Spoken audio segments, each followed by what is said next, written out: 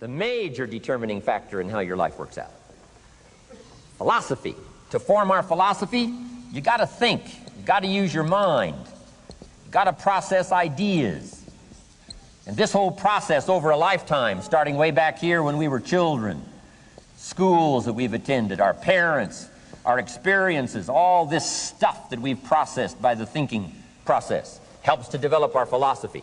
And in my opinion, each person's personal philosophy is the major factor in how your life works out. Here's what I called it in that last presentation when I was here. It's called the set of the sail.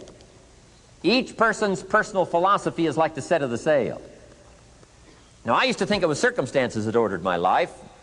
If someone would have asked me at age 25, Mr. Rohn, how come you're not doing well? Pennies in your pocket, creditors calling, nothing in the bank, behind on your promises to your family, you live in America, 25 years old, got a beautiful family, every reason to do well, and things are not going that well for you.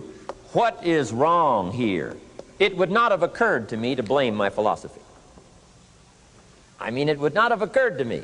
Saying, well, I got this lousy philosophy, and that's how come I got pennies in my pocket and nothing in the bank, and things aren't working well. That would not have occurred to me. I found it much easier to blame the government. Much easier to blame the tax problem. I used to say taxes are too high. Top tax rate when I first started paying taxes, 91%. Back then, when your income reached a certain level, all your income over that, 91%. So I used to say that's too high. Now the top tax rate's about 33%. But people are still saying what? Taxes are too. See, but you can't use that anymore. If it's gone from 91 to 33, how could it be too high?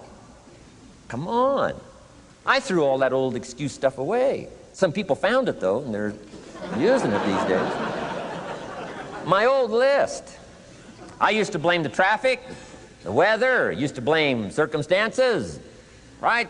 People say I'm too tall, I'm too short, I'm too old, I was raised in obscurity, raised on a farm, parents of modest means, all the stuff. If you were to ask me, how come you find yourself here, Mr. Rohn, age 25, living in America, land of abundance and opportunity, pennies, zero in the bank, not doing well, creditors calling, it would not have occurred to me to blame my philosophy. I found it easier to blame the company policy. I used to say, if this is all they pay, how do they expect you to do well? So I figured that, you know, my future was going to be tied to what everybody else was arranging, the economy and, right, interest rates. I used to say things cost too much. That was my whole explanation, not my philosophy, until my teacher taught me better that this is where the problem was, my own personal philosophy. Here's what's exciting about each person's personal philosophy. That's what makes us different than dogs and animals and birds and cats and spiders and alligators. That's what makes us different than all other life forms. The ability to think, the ability to use your mind, the ability to process ideas, and not just operate by instinct. In the winter, I'm telling you, the goose can only fly south. What if south doesn't look too good? Tough luck. It can only fly south. But see, human beings are not like a goose, can only fly south. I mean, you can turn around, go north, you can go east, you can go west, you can order the entire process of your own life.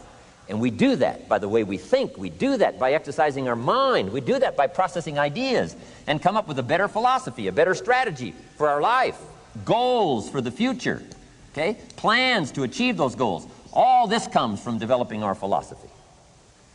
Philosophy helps us to process what's available. Well, when we get here, we got seed, and we got soil, and we got some rain, and we've got some what? Sunshine, and we've got some seasons, and what? The miracle of life.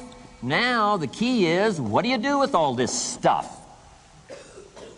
How do you turn all this stuff that's available here into equity and promise and lifestyle and dreams and future possibilities? All of this that's possible now with human beings, how do you take all this stuff and turn it into this equities and values? Well, it starts with philosophy. What is the seed? What is the soil? What is the sunshine? What is